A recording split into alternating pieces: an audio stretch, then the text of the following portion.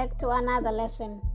In today's lesson, we're going to learn about square roots, cube roots, and all the other roots. So if you didn't watch the previous video about introduction to exponents, it will be best for you to start with that video before you watch this one, as it is the introduction to this video. Let's get started and talk about square roots. I remember this part when I was tutoring the grade 8 kids, that they would struggle. Sometimes they wouldn't even know what a square root mean and just leave as it is when they get a question. And sometimes they would write the correct answer but still leave the square root there. So this is how I want you to think when you are thinking about square roots. I want you to think inverse operation. That's why I was saying you need to watch the first video before you watch this one, so that you can get a full understanding. I want you to think about inverse operations. So we're going to start about inverse operations of multiplication, division, subtraction, and addition before we get to the square roots. So you know how the multiplication is an inverse operation of division and the other way. Or you also have your addition is an inverse operation for subtraction. So what do I mean by that? I mean, for example, if you have 2x is equal to 4, this is just an example, it can be anything, and you want x.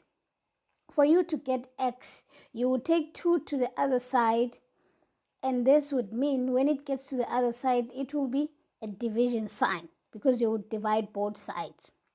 Same thing applies here. If you have x plus 2 is equal to 4, for you to get x, you do the inverse operation. You would say x is equal to 4, and this would go to the other side and be negative 2. And it would be the same thing if it was subtraction on this side or it was division on this side. You will still do the same thing. You would do the inverse operation. So that is what you need to know about inverse operation. So why am I saying this? So I want you to take the same scenario I am saying now. The square roots is an inverse operation exponents, right? So square roots are inverse operation of exponents. So for example, if you have 2 squared, so we are saying we are squaring 2 squared. 2 squared is equal to 4, right? And now I am saying 4, the square root of 4, this is the square root of 4, is equal to 2. So you see, for you to get to that side, you are squaring, and for you to get to the other side, you are doing a square root. So let's do it the same way here. If you have x squared is equal to 4, for example, for you to get the value of x, you take this 2 to the other side, and when it gets to the other side, it's going to become a square root. That is what I mean by the fact that exponents are inverse operation of square roots, or the other way. So here you would have 4 squared, and 4 squared is 2. We'll get to that. If it's plus minus, we'll get to that. So you can see very well that it is the same scenario. Square roots is the inverse operation of exponents. So let's talk about how do you represent square roots. Let's go back to exponents. We spoke about 2 to the power 2, and we said this is the exponent, right? And then we said this is the base. Now, when we represent square roots, we have this as a sign for the square root, and this is a square root. This is what is called a square root, or you can say it's a radical sign. And inside, let's say this is x. The value that is inside, it can be your base, or you can say it's a radicand. So that is how you represent square roots. You represent it by this sign. Immediately you see that sign, it's a square root. But then it changes as you go. You have your cube roots, But remember, the sign on its own, it's a square root, but immediately you put 3 there, it's a cube root. Because normally you can have 2 there, then it's going to be a square root. It's still the same thing. When there is nothing, it's a square root, because the basic form of a square of radical sign, it's called a square root. And then you can put a number, then you change from a square root, then it's going to be a cube root. So what I'm trying to say is, when you do not see any number, it's a square root. But do not confuse this sign as a division sign. How do you write a division sign? Something like that. So these two things are not the same. So now that you know how you represent square roots, there's something that I want you to note, because this is not the only way you can represent square roots. I'm going to write 3 examples here, and I want you to pick up something about these examples. So square root of 4 is 2, right?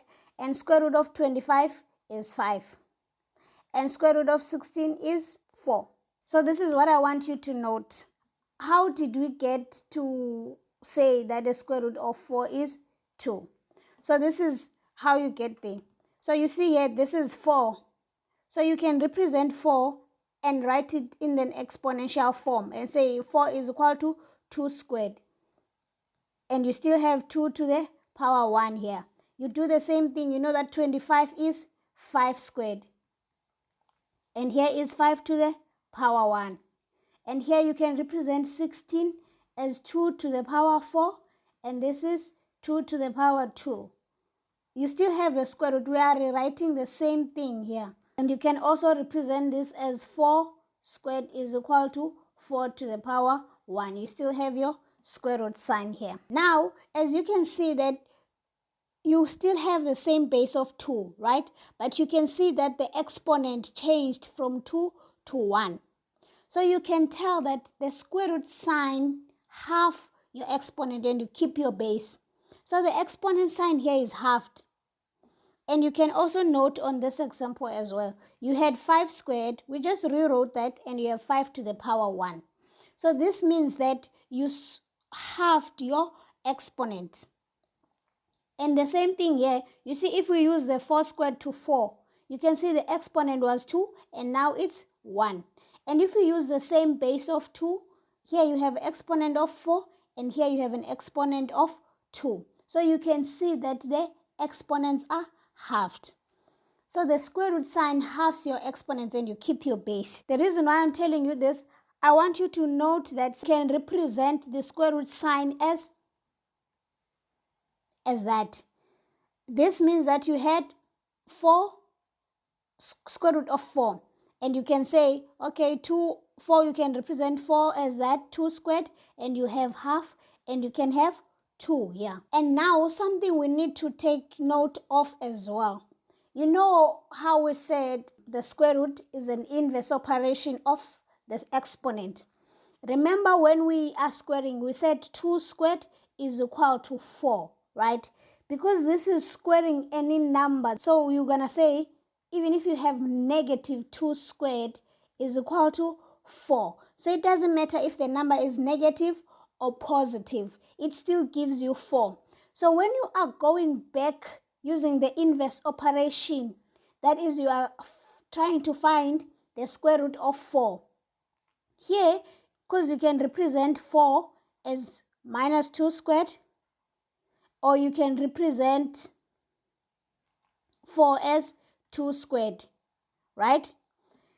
That means now a square root of 4 is going to give you 2 answers. It's going to be square root plus minus 2. Because it can be positive 2, it can be negative 2.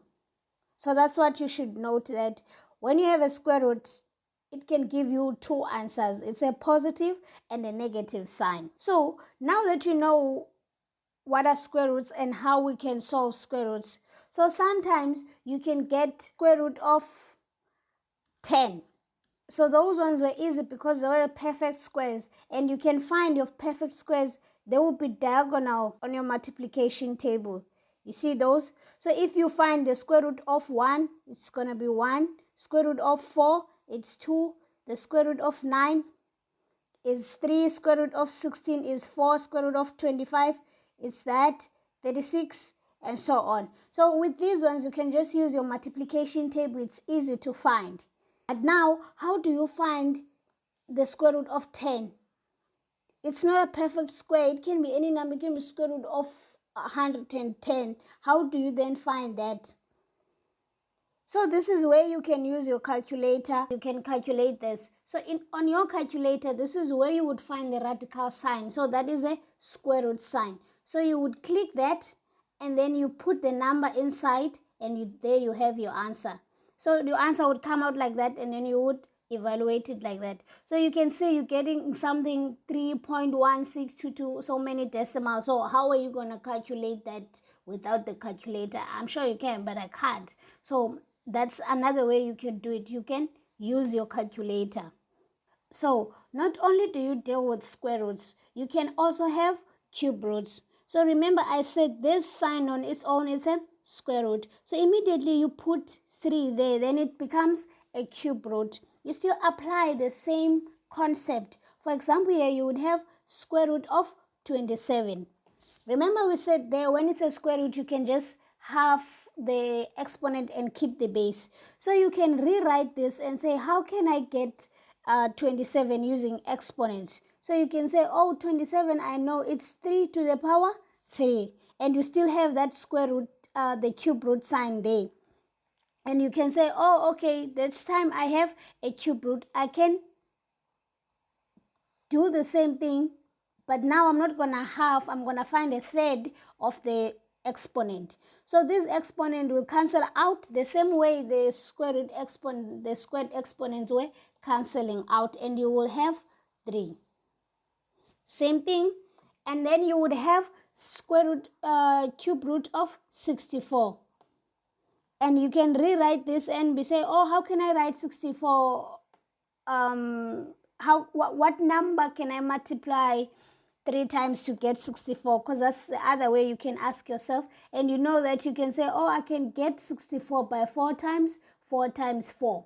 And then you still have your cube root there. And you know you can represent this using exponents and say this is 4 to the power 3. And you still have your cube root there. And then you say 4 to the power 3 times all to the power third. And this will cancel out and you have 4. Or again, you can take your calculator and find a cube root of this. On your calculator, this is how you can find a cube root of 64. The same radical sign we used, you can see just on top of it, there is a cube root sign. I'm not sure if you can see very well. So what you can do, you can press shift for you to get that sign. And then you can click that sign. You see now you are getting the sign on top. And then you can put the value that you want a cube root of. And you can say is equal to, and you can see it's 4. So something I want you to note at your stage when we are talking about real numbers, you cannot find square root of -4. When you punch this in your calculator, you would find that it says it's an error. So let's punch this in our calculator and you say square root of -4. You see, you find that it's error. It's not a real number. So it does not exist. A real number of a square root -4 does not exist. And I'm not going to tell you what exists at your stage. But that's what you need to know. A square root of a negative number does not exist. Right? So what I always find when I was tutoring the grade 8 students, what they would say, because they know that a square root of a negative number does not exist, they bring this confusion in every radical sign they see. For example, they would see that cube root of -27, right? And they would say it does not exist. You know, when you are filling the table of whole numbers and all those kind of things, and they will say a cube root of a negative number does not exist. It is not like that. This is not, it does exist. It only does not exist for a square root. For a square root, because every time you are squaring a real number, you would always get a positive number. in any case where you square your negative number, you would always get a positive number. Hence, a square root of a negative number does not exist. But in this case, it does exist, because you can have a negative number that gives, you can cube a negative.